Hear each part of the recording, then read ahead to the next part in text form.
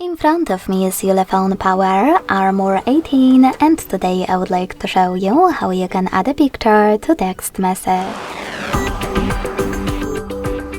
Firstly, open Messages and select or create a chat. Then click on this icon of a camera and the photo at the bottom left corner. And if your photo is recent, click on it right away. You can also select Gallery, pick it from here, and click on Add at the top right corner. You can also select Gallery, click on Photos, select your photo right away, or select those three lines at the top left corner, and pick one of those sources.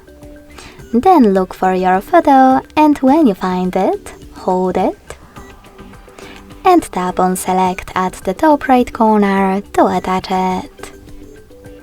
Thanks so much for watching. If you enjoyed this video, leave a like, comment and subscribe. Bye!